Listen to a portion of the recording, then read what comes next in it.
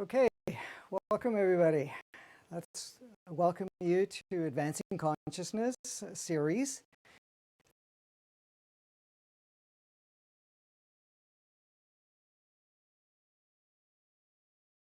So that we will have this episode in several parts because there's a lot of content in it, and to have it in one would go very long. So we're going to just give it in chunks, and it gives you time to integrate and so forth. For the people that don't know me, my name is Franco De Nicola. I've been sharing information of this nature and beyond, of course, for many, many years, several decades now, more public, several years. Some of people have been following my work for quite a few years, and other welcome to all the new people. So this evening we're going to carry on, and we're going to go into part 2, and we're going to look at some of the things that are taking place. Now, Kimberly is going to remind us of where we're going to take off, but we're going to just cover one thing. So the reason that we're looking at this episode here, as we call it, Are You Ready? Because a lot of us feel that in one way or another, we are ready for massive changes, massive redesigning of our experience and so forth. Now, one of the things we want to take into consideration is many of us are feeling that powerful push within that things need to shift in our reality. Now, let's understand this a little bit more clearly. What does that really mean? It means that we are at a point where whatever we've been experiencing and we have done from the moment we arrived on this planet in a physical form, And everything that we played out, all engagements, interactions, and so forth that we have experienced, we have come to a point where we are done with that part. Now, all of us are going through different stages in our life, so we are always changing in one way or another. What we are doing now is taking much more massive changes, and we're actually letting go of all constructs that we have taken on as a reality of our starting point when we came here.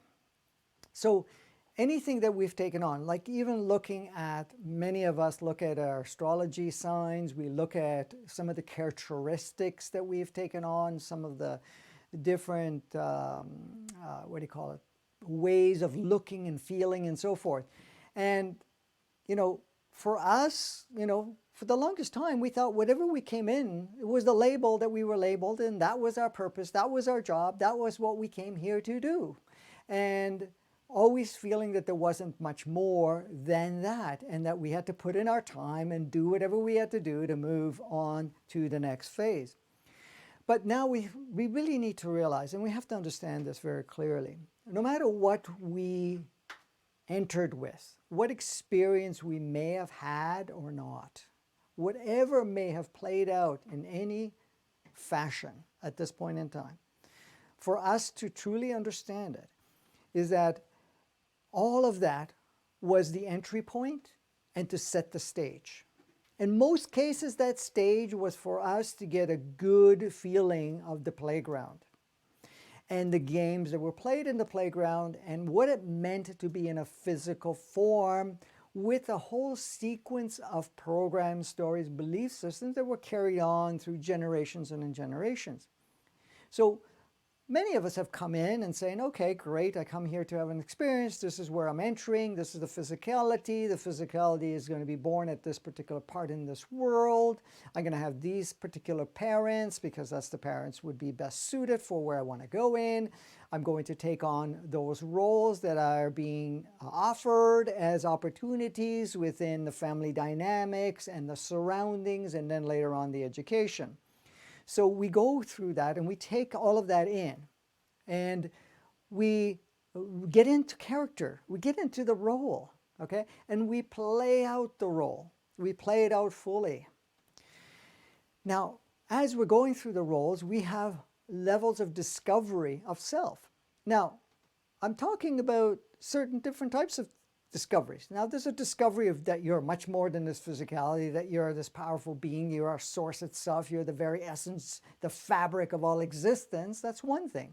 The other part of it is discovering other layers of yourself which you came here to express and experience. So a lot of the preferences that we may have taken on at any point in time will go through stages of adjustment. So something that you really enjoyed at one point in time and really was able to get into character and also play with various individuals will come to a stage where that starts to become no longer in alignment. What's causing that? Yes? The sound is cutting in and out. Cutting in and out? Yeah. Okay. Maybe I'm a little too loud? No, the sound is cutting in and out. Okay. Okay. No, I know, but it might be clipping because I'm too loud or something. Oh, okay. Okay. Just let's pay attention to it. I'm not seeing it going in the red zone or anything. But okay. So I'll tune it down a bit. I get excited. In regards to the characteristics and things that we have taken on, and we play those particular roles as we are going along, we will also find that the playmates that we engaged with, the playmates and their roles, and the role that we would play with those playmates at that point may come to a point where we feel that in some way that it may no longer serve us and no longer assist. Now, there's two facets to that. There's, it no longer assists you because you've now stepped into the next stage of your experience, and that is not what you're here to play any longer with, because you're going into that next range of play. But also the individuals that you're playing, they have individualized choices. Even though the facets of you, they have individualized choices that they may want to play slightly different. And so what you're going to notice is that certain alignments, certain friendships, certain connections, relationships of sort may come to a point where they go separate directions. And that's only because of what we are going through, because we're changing and they are changing.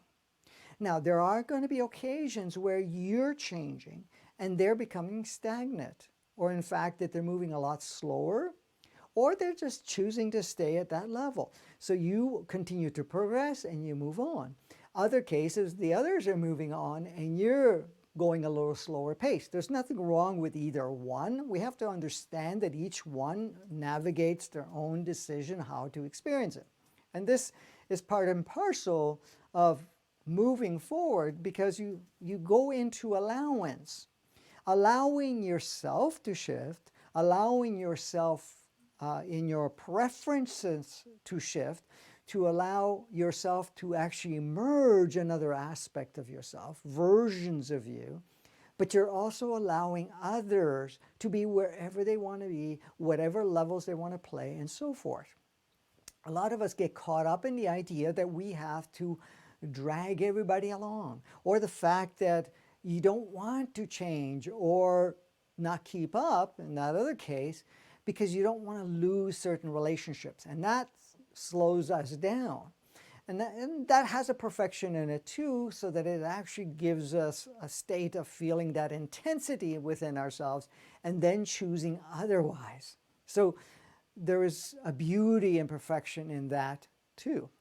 So when we're looking at the different stages that we go through, this is happening from the day you started on the planet and moving forward. Now, as I've mentioned to you from the other episodes, that we had gone through certain stages. So, we're on stage 3, which we entered in 2020.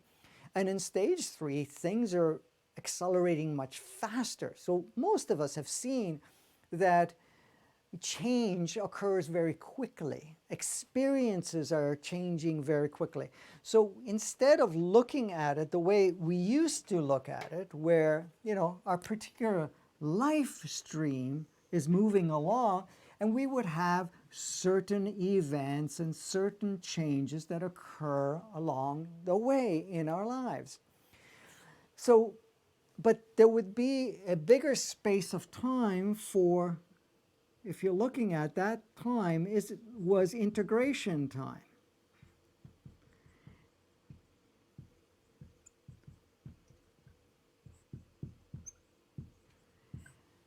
And it also allowed us to bring everything into place within ourselves. Now, what we have noticed for most of us, not everyone, but most of us have noticed that the whole idea of time has speeded up. Now, time does not exist, and time is flexible, because time is not consistent. It may look that way. We may have a clock that moves a certain way. However, depending on the experience, you can look at your clock and you could see that it's 3 p.m. at one point in time, and then get engrossed in doing something, you look up again, it's 6 p.m. And there was no reference that 3 hours went by. In other cases, you may be in a state where you are in a hurry to leave and you're waiting for 5 p.m. You look at 3 p.m. and it seems like eternity has been passing by, and you look at the time and it's only 3:30. So that it has a flexibility, but there's another level of flexibility, and that is really what time is a measure of. The time is measure of change of frequency, change of state, change of consciousness that occurs within us. So because of everything that has been changing so quickly, not only planetarily, but also within ourselves, we've noticed that days and weeks and months and years are moving through quicker. So what really is happening right now, instead of having so much time for integration, we're noticing that the experiences, different experiences, are occurring one after the other. It's almost like you're not even giving breathing time to be able to integrate. But at the same time, we're getting an energetic burst and the surges that are allowing us to rewire at such a fast pace, physically, mentally, and then also adjustments within your human entity and soul, that, you know, not as much integration time is required. But there's a beauty to lack of integration time. Because before, what we would do is that we would look at the space and say, let's take this as an example, and you're going from one to the other. That integration a lot of times would involve what you can plug in and carry with you. So, for example, we're in this experience, but now, before the next one comes along, you are integrating and trying to figure out what is in this experience that I can carry with me until the next. If you understand that.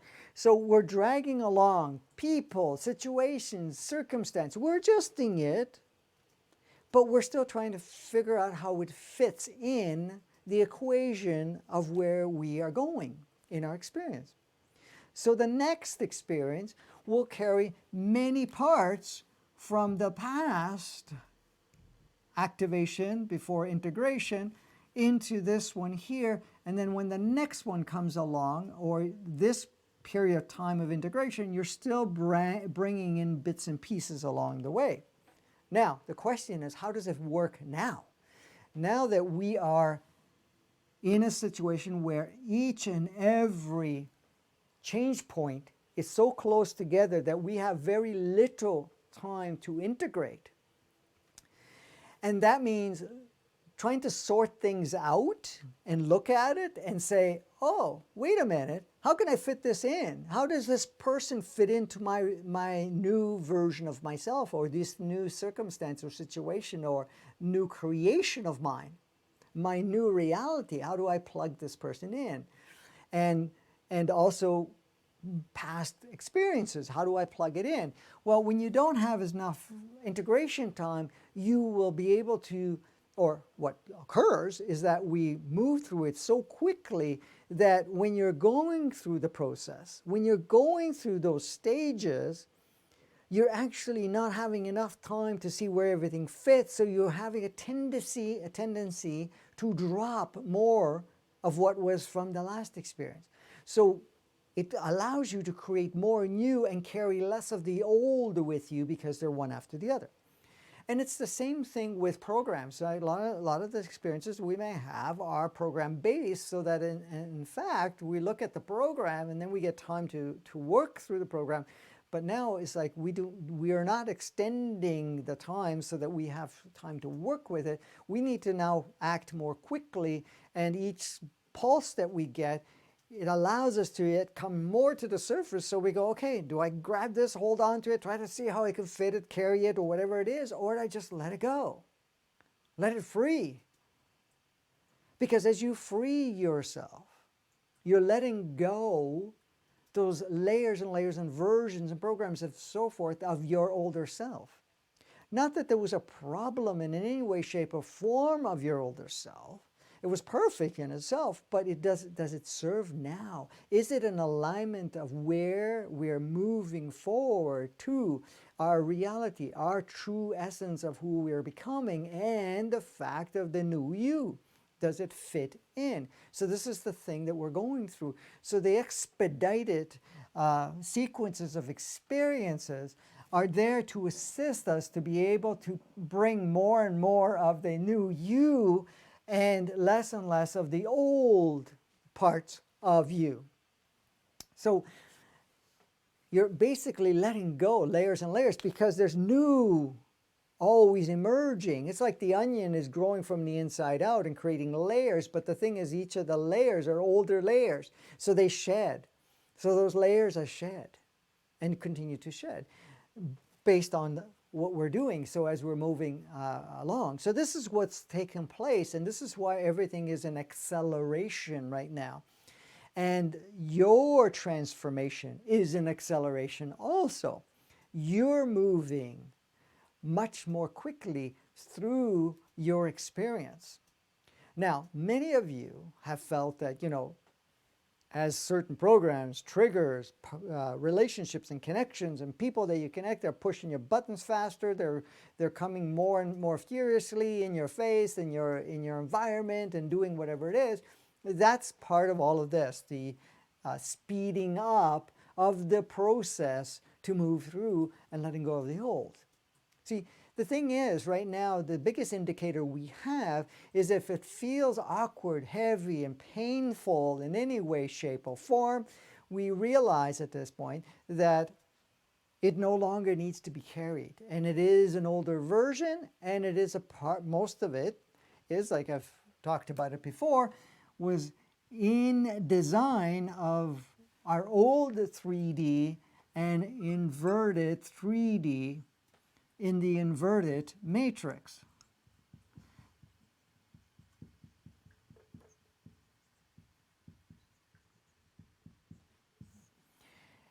And since we're stepping into letting all of this go, so all of this is pushing forward.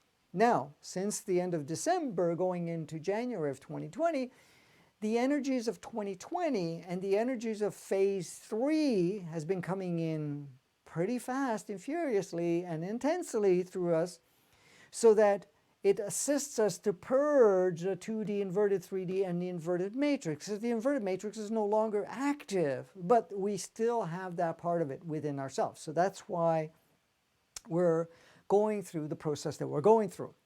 And it's moving very quickly because of these energies that are coming in. So along the way, we're getting some pretty powerful bursts. And even the Schumann resonance, or the frequency of the planet itself, it's been going really high plateaus and going for sequence after sequence. And then we get the whiteout, where basically it's just giving us an opportunity to really connect with ourselves at that point, because it's creating the spikes and then to, like, you're being pushed, but then also give you the opportunity to be able to move along your way with your own energetic aspect of yourself. So,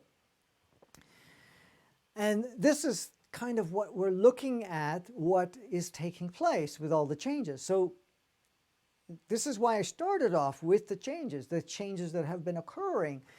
The thing is right now is, are you going to be part of the change by force, or are you going to go with the flow of it? Now, many of you are listening are choosing to go with the flow because it's somehow you're drawn to look at this more carefully, much more intensely, and say, okay, I'm up for the change. And like I said even yesterday, you don't want to make the change because of dissatisfaction. You want to make the change because it feels natural for you to change. It feels natural for you to go to progress forward to another stage of your life. Because that's really what it's bringing out, is another stage of your life. You've actually agreed to go through this process. You came on the planet at this time with all of this happening for the very purpose to catch that wave.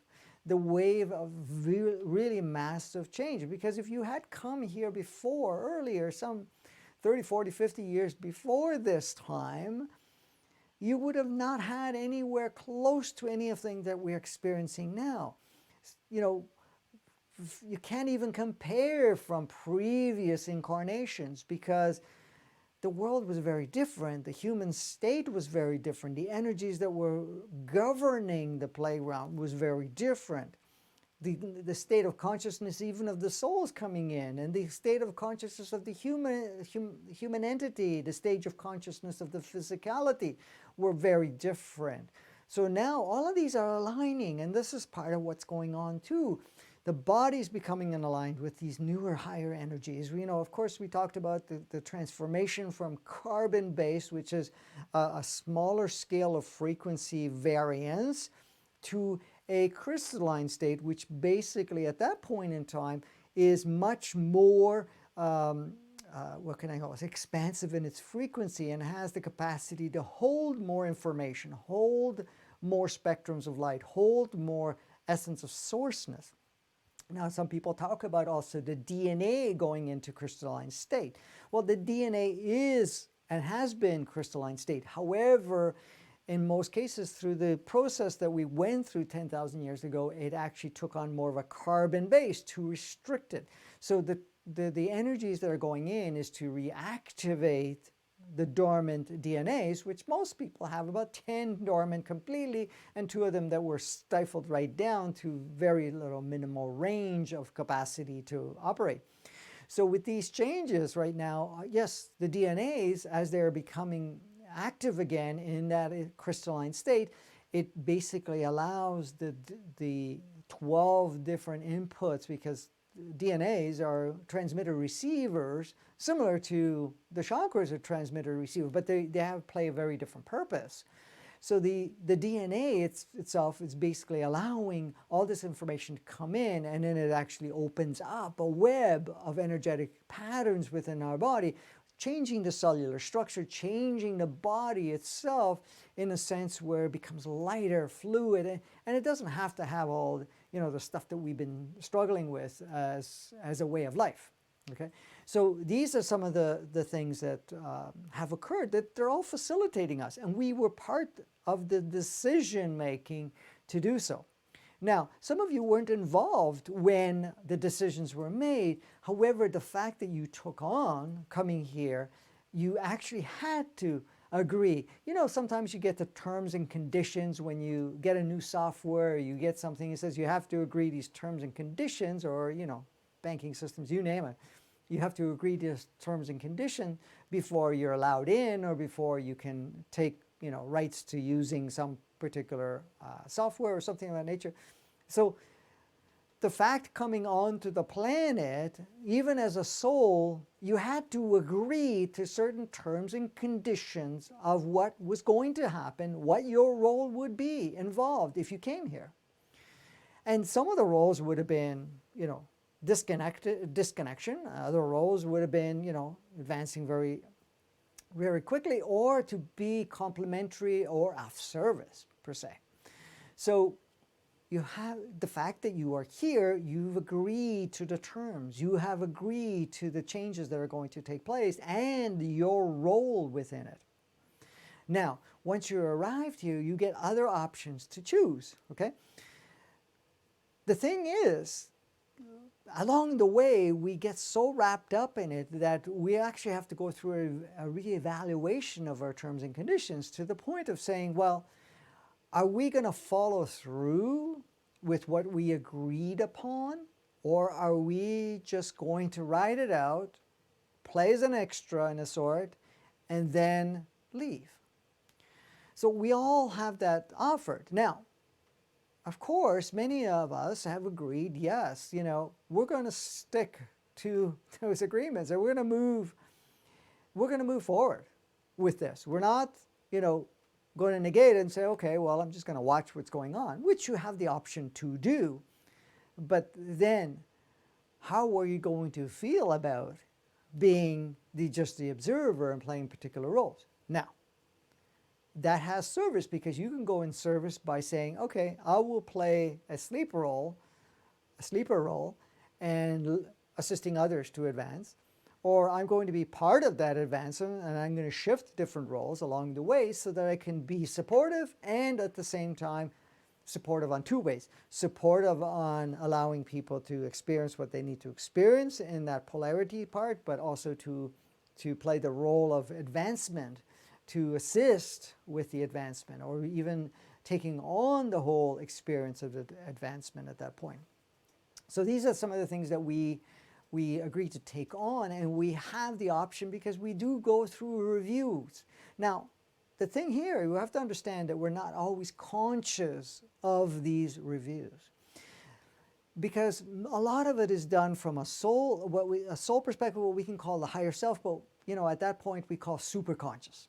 Okay, so we do it from a superconscious state.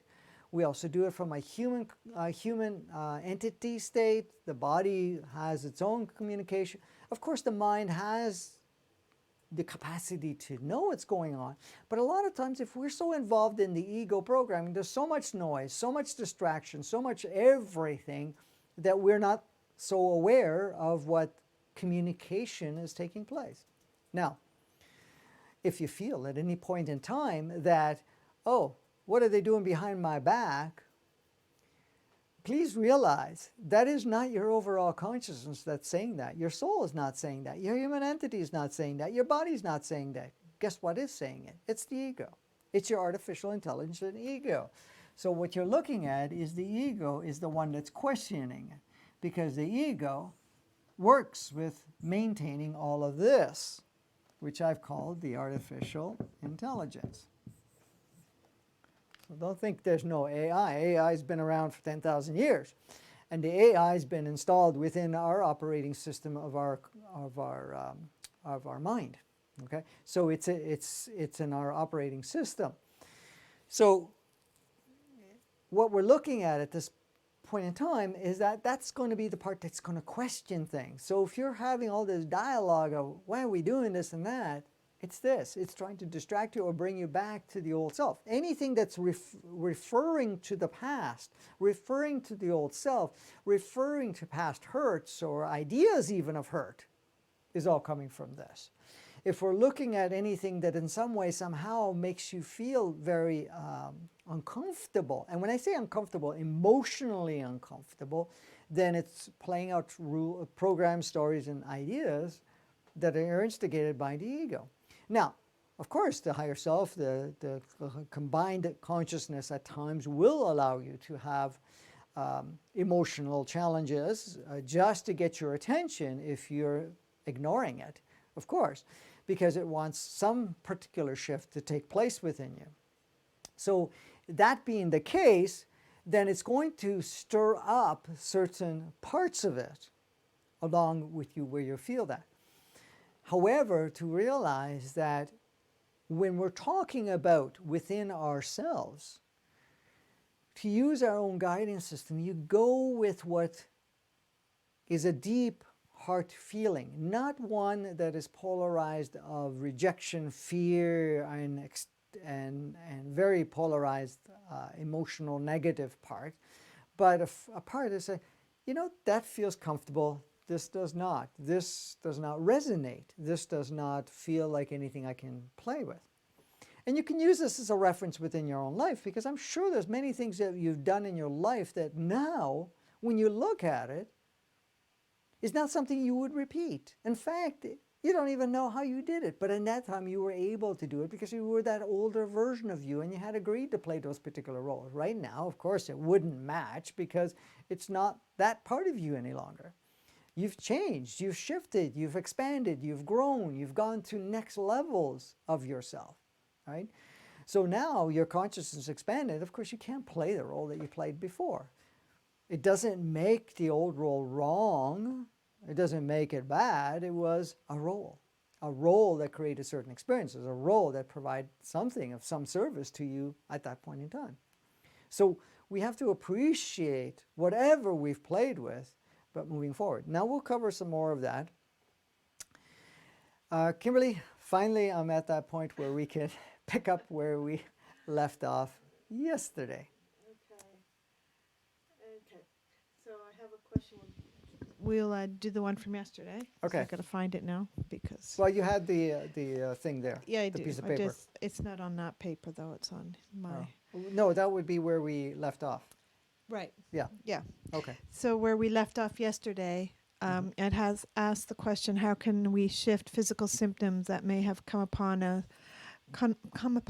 as a result of old programs, like I'm not good enough, I can't do this, or coming from a clear disconnect from source. You had made some, you had talked a bit about the symptoms and writing it down and welcoming it, allowing it to be there, appreciate it, love it, thank you.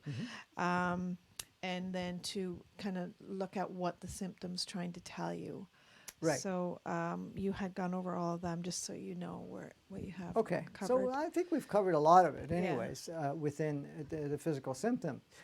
I mean, you know, the physical symptoms that we may experience within ourselves, you have to understand, yeah, some of it is programs and belief systems that in some way, you know, if I have this particular symptom, I kind of line up with that cluster of belief and whatever else.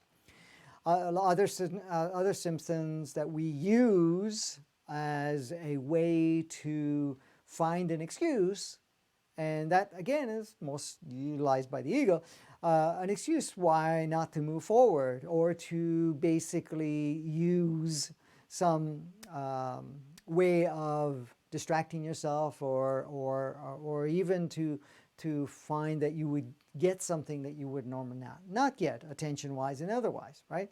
So these are some of the things. So like I said yesterday, when we go into it and you look at the symptoms and you ask the question, how does this symptom play out for me?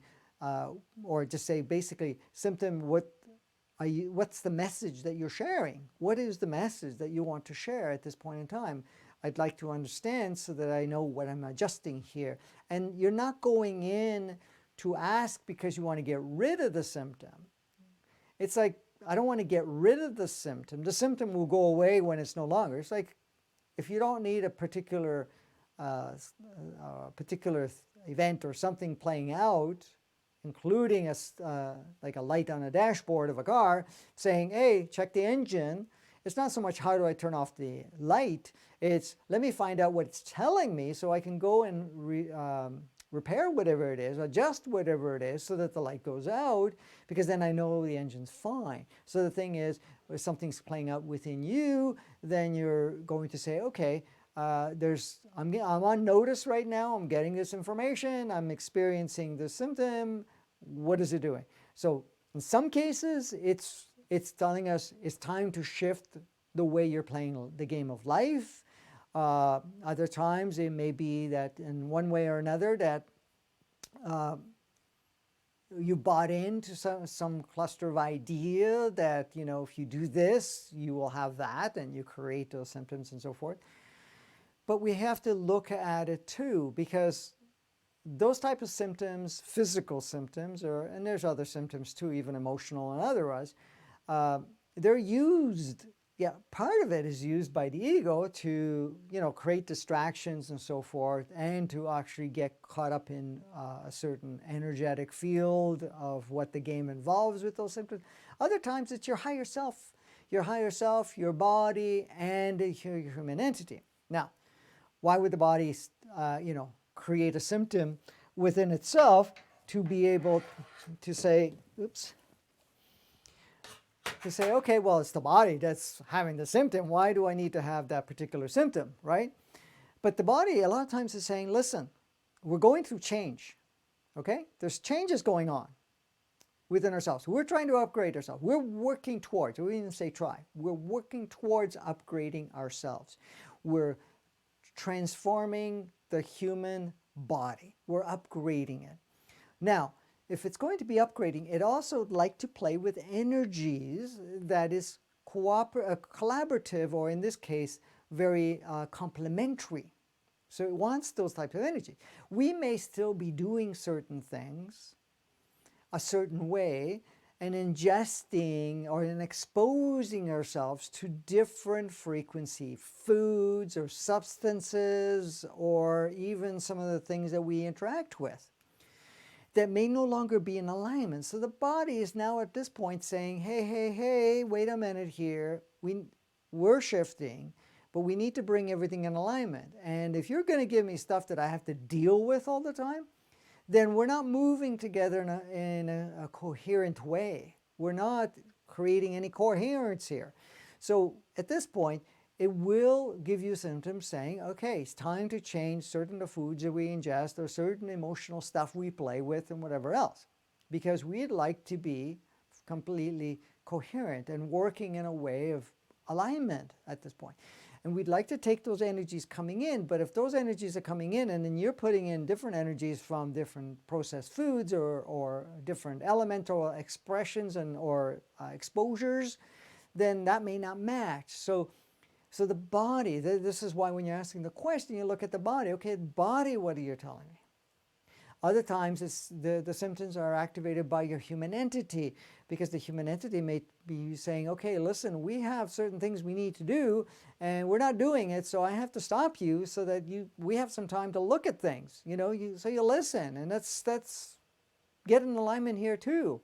And then, of course, there's the soul that does the same thing and saying, hey, we came here to play and do these particular things, and we've agreed to certain parts, and we are still agreeing to certain other parts that we need to get into, but now we need to slow this down. And there's, of course, the other part of the equation is like, okay, we'll take it on, experience, understand the human experience, and then transmute it. And we need to have that experience to transmute it. But either way, you're always having a dialogue with all the parts to say, okay, the symptoms, the symptom is a symptom. It's the little light that's on the dashboard that's telling you something needs to require attention to. So that's kind of it. The other thing is, of course, if we're getting into a lot of heavy emotions, then it will disrupt the mechanical system, or what we call the energetic system of the body, which also changes the chemistry and creates different changes within the body itself that can bring discomfort and elevate certain symptoms. So these are some of the things that we need to look at and say, oh, okay, well, I'm stressed all the time. So the body's saying, hey, we're done with the being stressed. Your other parts of you saying, well, the stress is slowing us down, but why are we experiencing the stress? Why are we stressed? What pressure are we putting on ourselves? What expectations are we putting on ourselves? What are we judging? What are we comparing with? And these are all things to look at. That's why writing down and really opening that up assists you in a huge way. Now, I know some people turn around and say, well, I can just go get somebody to help me clear it out, and that's great. Yes, that helps, but you still have to go through the steps because there's so much of different things that are playing out that the learning the process of how to do it and actually exercise or playing with it or experimenting with it will allow you to get more connected, because as you're doing the process, you become more connected to the body and the communication with the body, more connected with your human entity and the communication with the human entity, and also communication with your soul higher self, part of it. So there's a new level of communication that is established by it. And a lot of us get a lot of indications that we need to change certain things, but we are, the ego and the stabilized, or what's the word? Well, anyways, the integrated programs that we've, made rock solid within ourselves may be contradicting in a huge way, so that it almost seems like you can't let go of certain patterns or let go of certain things that you are doing in your life, because a lot of times fear may be involved. Sometimes it's the struggle idea. I can't make a change because, first of all, it's scary for what possibly can happen, and then the other part is I'm going to lose my sense of security or a sense of stability or something of that nature. So in essence, it may not want to let go of any part of it. So the symptoms will tend to accelerate, or in this case accentuate, and then you're going to find that you get to a point and say, okay, I'm going to listen. I'm not going to listen, I'm going to really have a conversation, communication. But again, you never go in and saying, okay, I'll talk if you get rid of the symptom. No, we're going to talk because the symptom is telling me something. You want my attention? Let's talk. So let's find out what we need to adjust here, because it's really about adjusting and aligning with ourselves to what best serves along the way. That's really what it's all about. And then go from there. Was there a question, or go ahead? Yeah, someone asked, were the souls who were born after 12/21/19 arriving here with the AI and ego? Now that the matrix is down, are the babies coming in without this? Yes, it doesn't get equipped with one because it's no longer No ego? No. However, it carries a sampling of one from the parents. Now, it's up to the individual child how much of it wants to use. So it's not standard equipment, but there's a bit of standard equipment that comes along with it because of coming through, if the parents still carry it very, very deeply, and so there may be a lineage download from it, and then sometimes that even the human entity may say, well, we have a little bit of it we want to plug in just to utilize and whatever. But in general, most of the ones that have come in starting the end of December 2019, going into 2020, it's not something that gets broken. So most kids come in with a teeny little sliver of ego, okay? So it's just everything that has been bombarded. Now, we have to understand, even that little sliver can still grow if everybody's just still activating, the game of the ego. But in general, it's going to be much more difficult to really build up an ego from it, okay? That does not mean that they won't have certain patterns. They just won't have all that noise, all that other story making that would exist. So they may still come in with programs, but there's no ego to use it. Because you have to understand, and I know I'm going to talk a little bit more about the ego going along the series here, but you have to understand the ego itself, uses already programs that have been labeled. Now it helps labeling it, it helps it to categorize it and make a certain pattern out of it. But it's like this: if you have a certain belief that you're not good enough, okay, you may have that belief in your operating system, or maybe in your subconscious mind, that somehow you adopted this idea that you're not good enough, okay?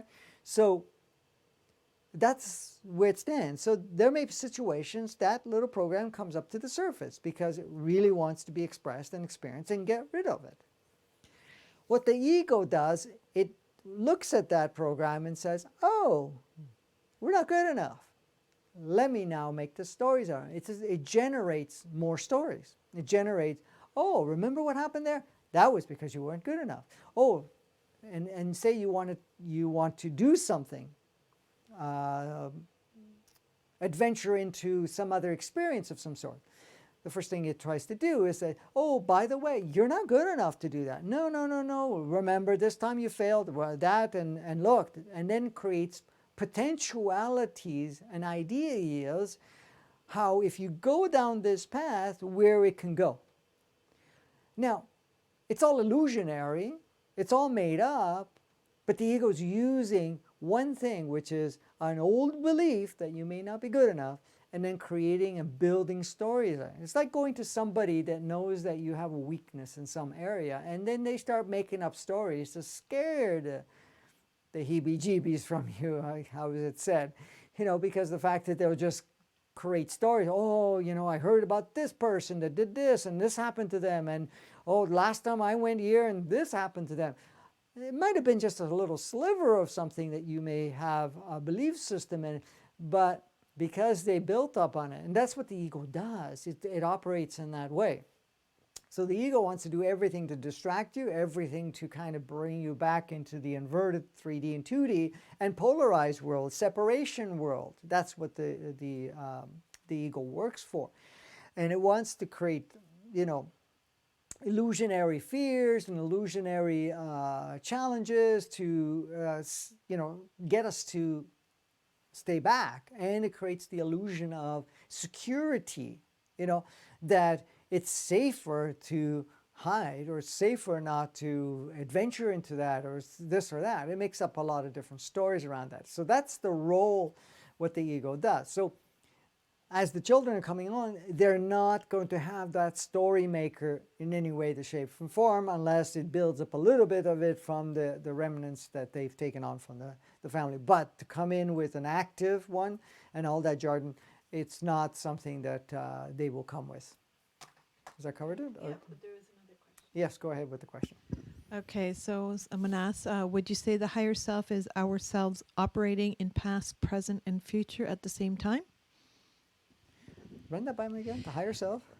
Is the higher self, ourselves, operating in past, present, and future at the same time? So is the higher self, do you understand what it's they're getting at? So the higher self, is that every aspect of us in the past, present, and future?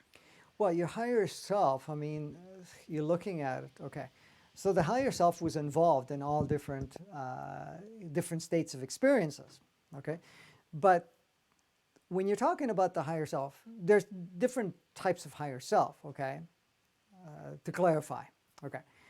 the body is part of the higher self. It's one level of higher self because the body itself is a consciousness that has been created so that it actually expresses itself in physical form. So there's a consciousness of that. But that carries a history too, in the sense of experience-wise.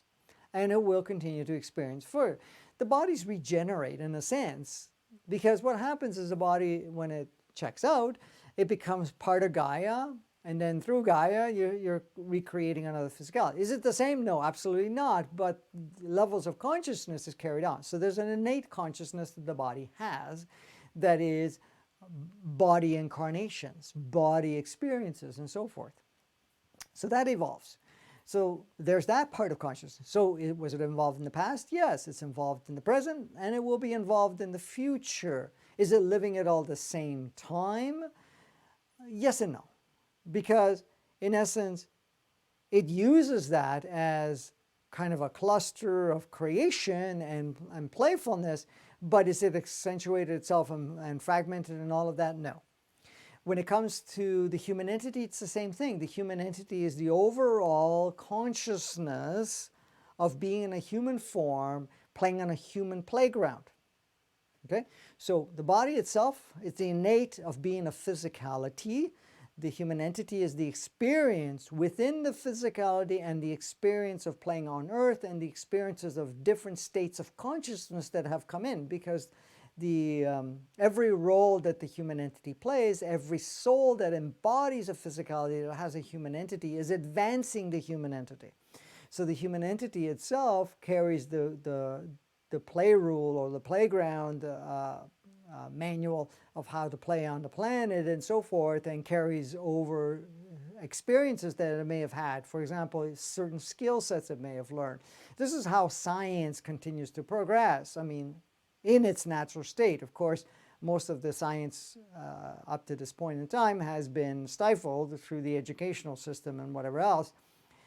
But in general, many of them that are holding true to their own state, they're noticing that as they're coming along, that what they're doing at this point is that they're bringing along consciousness of whatever they've experienced. So if they were very gifted as an artist or a creator or as a scientist or whatever, they will have a tendency to bring it in. So there's that part of the higher self. When you're talking about the soul itself is basically a multidimensional aspect of beingness or sourceness that will incarnate on Earth, will incarnate on different planets, will incarnate on different galaxies and planets in different galaxies and in different universes and so forth, will be in non-form and so forth. So that's bringing. Is it living in the past and the future? Realistically, there is no past and no future. Okay? There's potential projections and what we call simulations that are projected that the soul may try out. And so we'll go in and experience it. So in a way, if you're looking at that, you say, okay, well, I'm experiencing some of that by observing potentialities, observing simulations. If a certain choice is made, then I create a simulation. So I'm going to observe the potential experiences at that time. And if it looks back to the past, it basically looks at the past and looks at the experiences of that time and the energies involved and so forth, and sees if there's any bits and pieces it can utilize. So it is visiting all of that. But really, that's the only thing that it really exists is this moment. For us too, for example, when we refer to the past, we're really just going into our memory in our subconscious mind and looking back at a scenario situations of the past. But for us to experience and recreate it in the same fashion that it was experienced originally is not possible, because you're just taking a memory and you're trying to apply certain energies that you have a memory of what it looked like, felt like at that point in time. Because even when you're doing regression and you're going into the subconscious mind and you're looking back in the past, it looks very different than the perception that we may have carried, because a certain thing that you experience in the past shifts. It's like the Mandela effect too, right? So depending on how you see things, your memory of the past shifts. So even with the regressional work that I've done over the years, and others have done, Dolores Cannon and others, when we're looking at the past, you're going back to revisit it and get a truer understanding of what was going on. But to actually experience it, you actually can only access the memory component, not the whole experience. And then, of course, when you look at it from the level of consciousness that you have now, of course, it's very different. Because a lot of times we, along the way, may have changed it, do other exposures and other ideas, and also mingling or matching or even combining different things that we've may observed in movies or through other people in their experience. And we could have tainted or shifted or reshaped the memory so that all of a sudden, because I've had people that have felt that in one way that they've been sexually abused, okay, as a child, right? And they may have not noticed any of that at that point in time, unless, they were carrying something from a past life that they wanted to experience.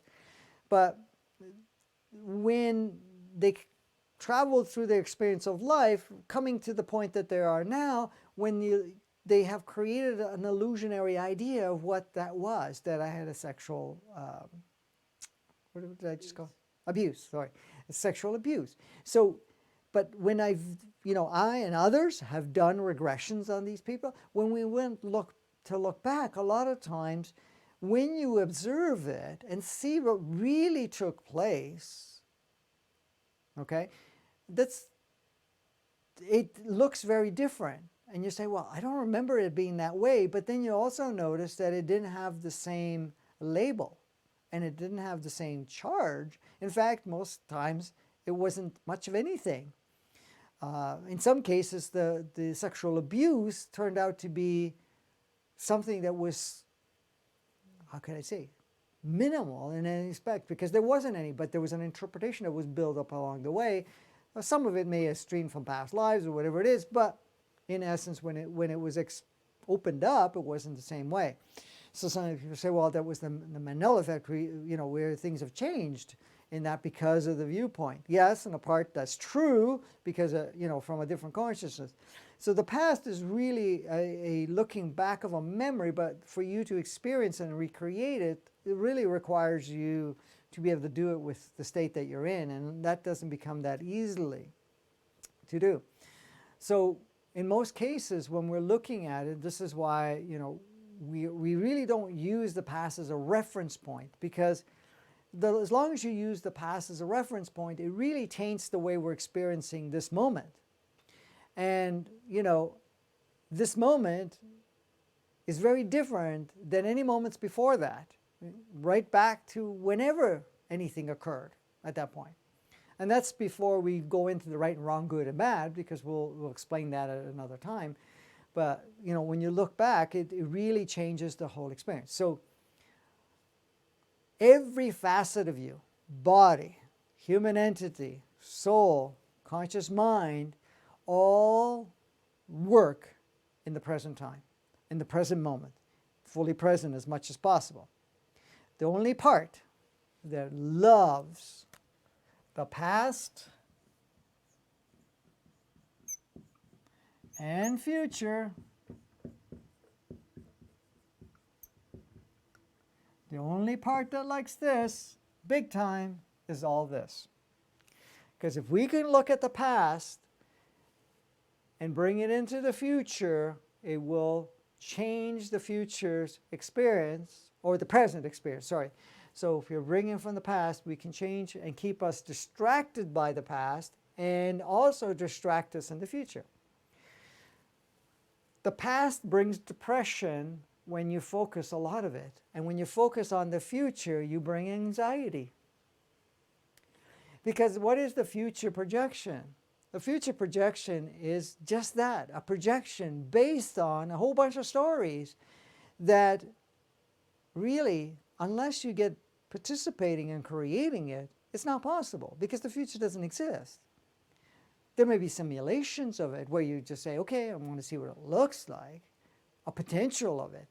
But you know, the thing is, if you create a timeline, you're here and say, well, 1 year from now, this is what I see going on. You could focus all you want on this, but within that 12 months, guess what? You've changed dramatically, especially now, that this will not even look anywhere near what you thought it would be.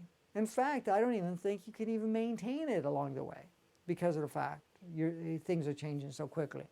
So, yeah, you can plan something out, but you got to be fluid. It's not like you're not committed to have a certain outcome and say, well, my intention is to have this particular endeavor to play out because I feel right now, I feel that it'll be of service. And it's going to take me 12 months to get there. You could say, okay, well, I'll take the steps in that direction, but the steps have to be open because along the way, things are changing. So as it changes, guess what? We're going to find that in one way or another, that as you're going along the way, that this will change, or even the importance of it will change. And I've seen this in my own life. I've seen it on so many other people's lives. And we'll talk about goals and all that stuff in this episode 6 in the future parts, which we'll be doing a part 3 on this coming Thursday. So just to give you a taste of it, was there another question or comment or anything that you wanted to? There's just one. Someone asked, so is our higher self plugged into alternate timelines? Alternate Timelines. Well, The higher self. the higher self looks at a lot of different potentialities.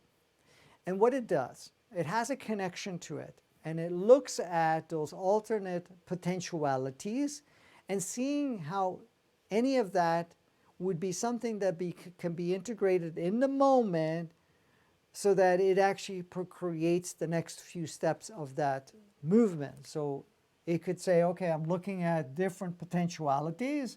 So there's a potential 1 and a potential 2. Just give you just 2 for now to make it easier. So I'm looking at this and looking at that. So I'm going to look at this potential here and a potential here. To create this potential, there are certain states I have to be in, and I'm going, or we're going to have to create in certain states. So if I'm going to go into these things, I'm going to look at if any of this has any components that I want to plug in here. That's all it does. It doesn't say, okay, that's where I'm going. And if it does want to aim a certain direction, you have to understand that this direction is really moment by moment based. So it's adjusting, but it's always looking at potentialities. So options and how it best serves, what alignments, because it's also alignments too. It's not just circumstances we create. Who do we plug in? What friendship comes in? What relationship comes in? What other groups we may involve ourselves with? Or what instructions we give to certain people we already play with to kind of unplug or to accentuate something or something of that nature. So there are various things that play out. So the higher self is looking at different potentialities, but you know, even if you're looking at, for example, there are people that channel many years ahead, okay? Those are projected playgrounds. You got to look at it. There are alternate playgrounds, and these alternate playgrounds are different scenarios with different states. So the souls will embody that because our souls are leaving and they're swapping back and forth time to time just to be able to get a feel for what those potentials are, and they're just really bringing in the information to your current state right now and how to adjust it. So even the channeling of a version of that individual that could be 40 years, 400 years ahead of the time. They will tell you, if they're very clear in telling you that I am a version with these potentialities. I'm just amongst millions of potentialities, but it's the most closest potentiality right now in the direction it's going.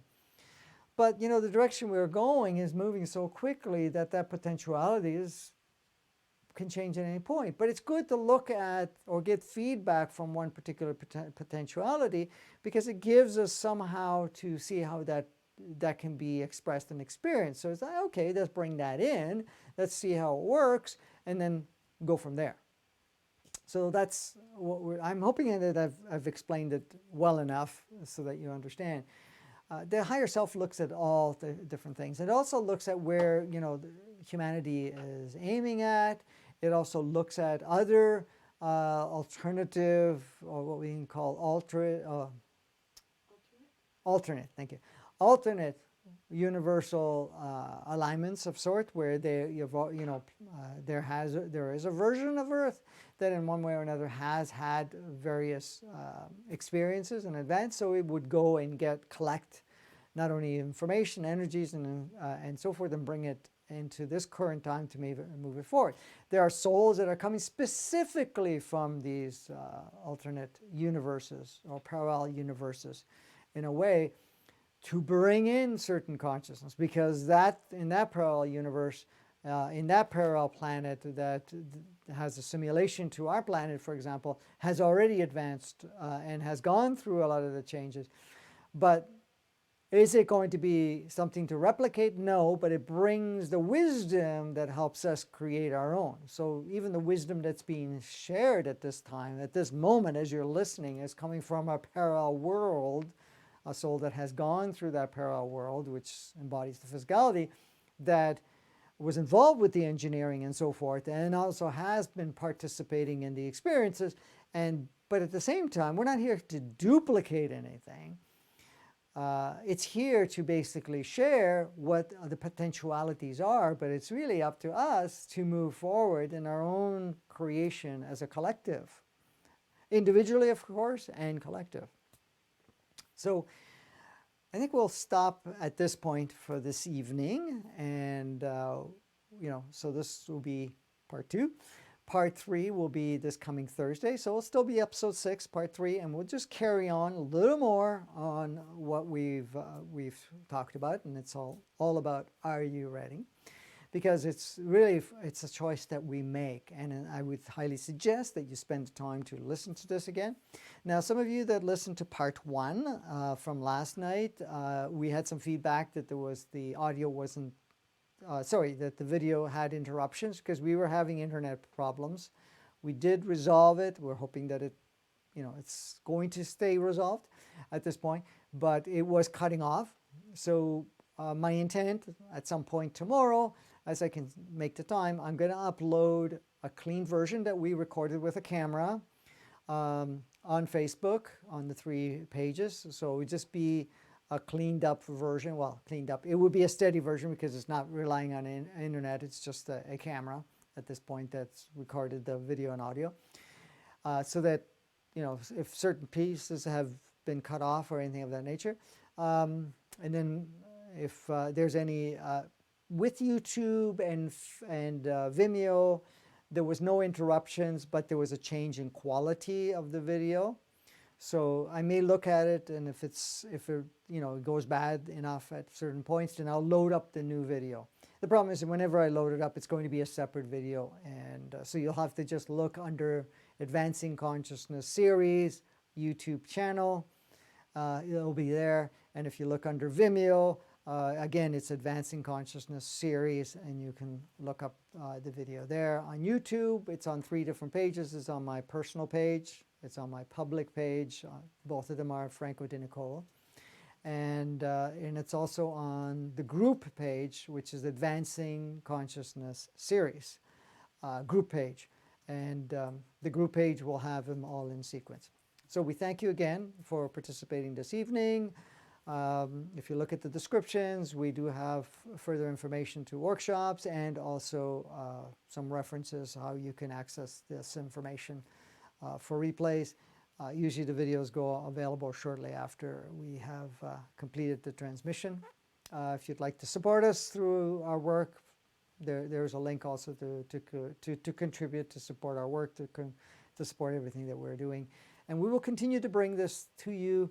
The series will go for some time, and we're there to provide you as much as possible tools. We also have workshops coming up. There is one coming up in March.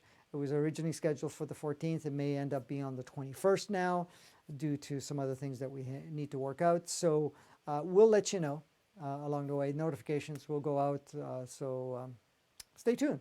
And we'll see you Thursday evening. Thank you.